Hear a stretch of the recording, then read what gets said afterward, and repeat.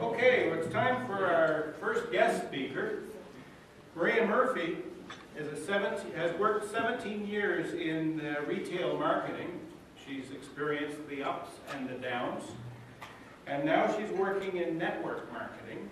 And I'll let you tell them the name of the company. It slipped my mind. And she's going to speak to us about fear today, something she has experienced. And she's going to talk about how she's left her fear baggage behind. Let me welcome MariaMurphy.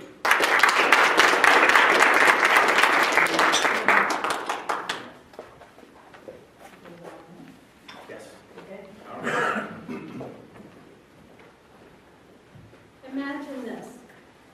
You're doing your first public speaking, and you get up on stage, and your mouth is moving, and there are no words coming out.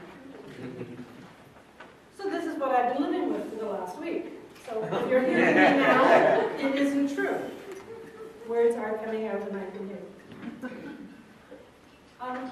I've been coming to your stage for about a year and a half, and anybody who's been coming to your stage knows that every once in a while Bob will ask you to speak. So the first time Bob asked me to speak, I said, no, wait, me? No. And I thought that was the end of it. Well, you all know that Bob doesn't give up. So Bob, once again, months later, asked me if I would like to speak. And I said, well, maybe, but I'm not ready yet. Got out of that one again. And Bob still doesn't give up. Anyhow, in the meantime, I take a workshop with Steve, a 4-hour workshop that I think, well, it's going to, if one of these days they're going to actually make me stand up here and speak, I'd better go find out what it's all about, how to do it from a professional. And I like the way Steve did his presentations here. So I took his 4-hour workshop. That's where I met Alfonso. And I gained some experience, but of course I gained lots of experience, and I don't use it. I like to put it away in my back pocket and think, oh yeah, I've been there, done that, but I didn't actually do the done there, that part. Anyhow, so Bob asked again, and this time I said yes. And then of course I thought, well, part of the issue was I didn't really know what to talk about. It's like, okay, well, what are my credentials? What's going to make you want to listen to me? And then I thought, well, you know what? The only thing that I know that I'm an expert at is allowing fear to rule my life. And it's something that I've been working at and trying to release the baggage for a long time. And so I thought, okay, I'll speak about fear since I'm an expert. And when I look around the room, I also know that I am not the only one who's an expert at fear and how it can rule our lives and ruin parts of our lives because it devastates us. It holds us back from living. So part of this is being one of 11 children. And when you're one of 11 children, you get told to shut up and sit down and be quiet lots. So I did. So I guess I just became fearful of speaking my mind, fearful of speaking to people I didn't know. I was born in Ireland, and when we came to Canada, we didn't know anybody.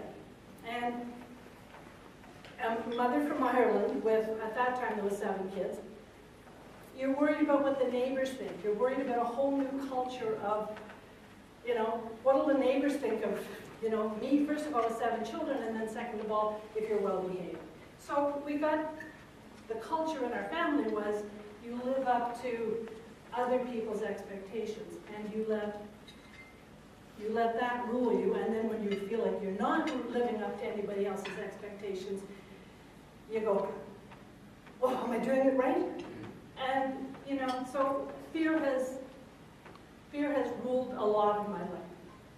Anyhow, part of my story is that 20 years ago, I decided, I was working with Nortel, and I was very unhappy with Nortel, but I didn't know what else to do. So the stress at work was sometimes really more than I could handle.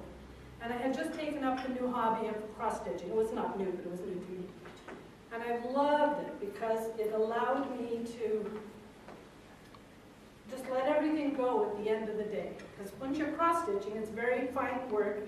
You can't be worried about anything else. You can't be thinking about anything else other than where the next stitch is going. So I did that, and one day at lunchtime, a couple of the girls I worked with, we went and we found this needle workshop in Ottawa.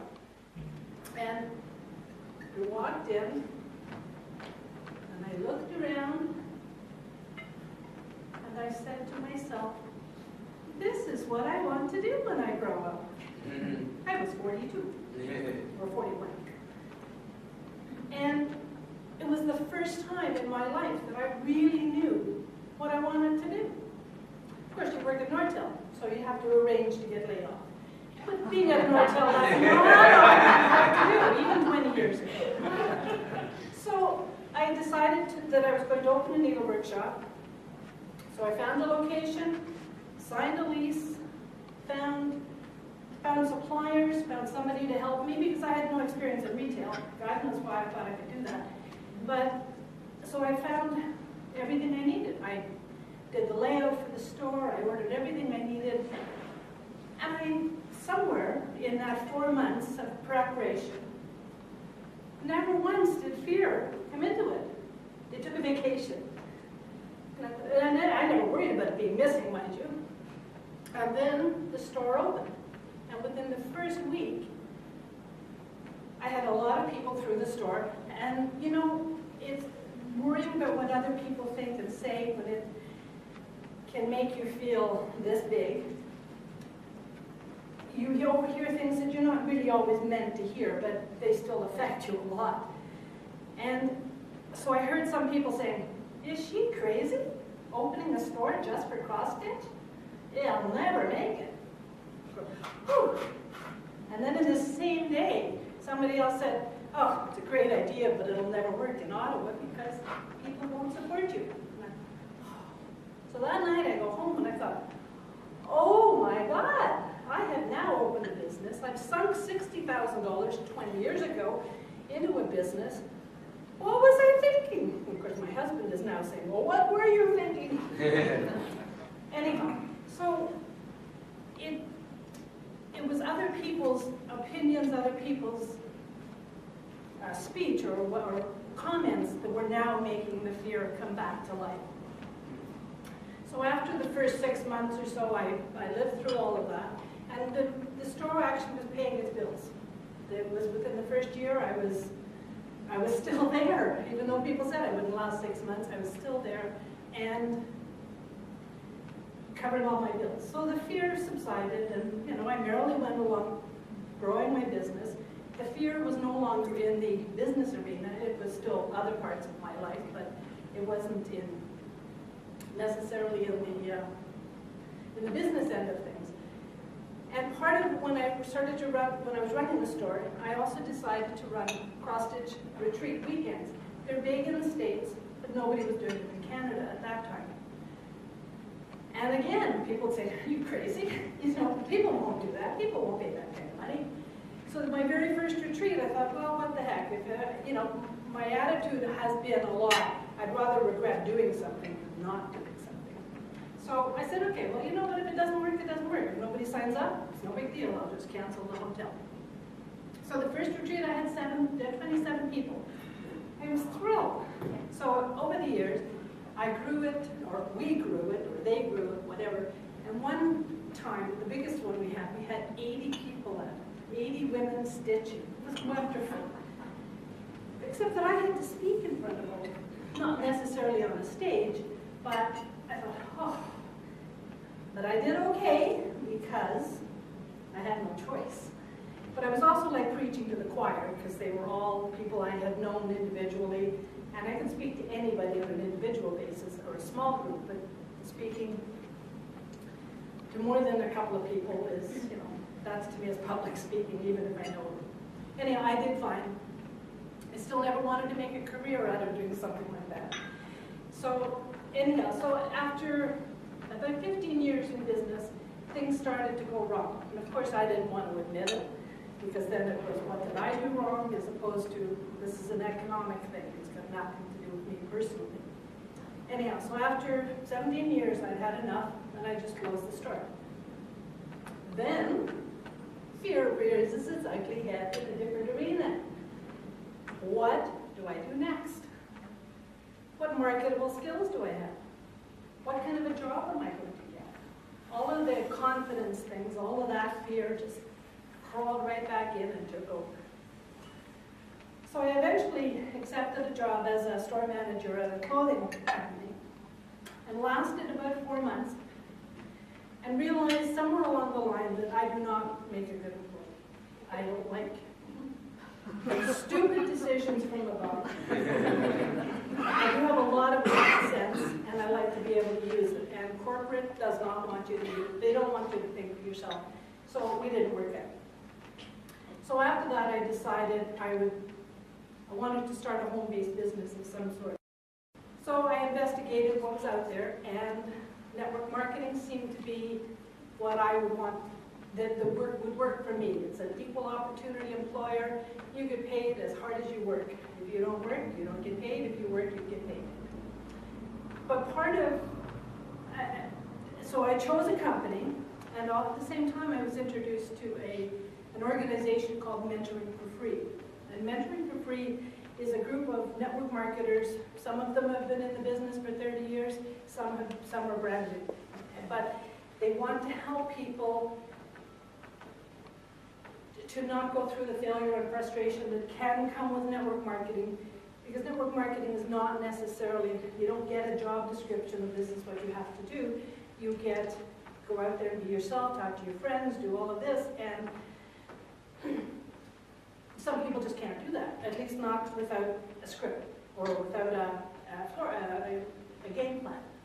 So what what Mentoring for Free does is it helps people hone their skills to learn how to build relationships with people, because in every industry, everything is a relationship. Everything is a relationship. And so I learned a lot. And then the company I chose is called Vitamark International. And I had joined previous companies, and with Mentoring for Free, I had learned that there was no way that I was ever going to be able to succeed, because it wasn't the compensation plan was not set up for the average person to make a good income. And I learned a lot of things to look out for, and then to help other people look out for the same kind of thing. And so I chose a new company, and it's called Vitamark International. And at this point in my life, they have as much integrity as I have. And that was very important to me, that the company that I dealt with treated their people well, made sure that they got paid, and that the overall feeling of the company was more of a family thing, as opposed to, I'm up here driving my BMW and flying my own plane, or, and you're down there. They're trying to bring us all here. And so I love the company. I love the products. I've been using the products myself for a year and a half. I'm 61 and I feel like 45. And I just, even though I don't necessarily always take very good care of myself, I make sure I take my vitamins, because I also have a good healthy constitution, so I get to play. But I have a lot of customers who love them and swear by them. I put a sample on your table, so help yourself, and I have more if there's not enough to go around. And I just, okay, that was quiet. I may be early, but I think I'm done. Sorry. Thank you you know what? This is awesome. You guys are just, this big heap of baggage over here, that's my fear pile for today. And thank you for helping me.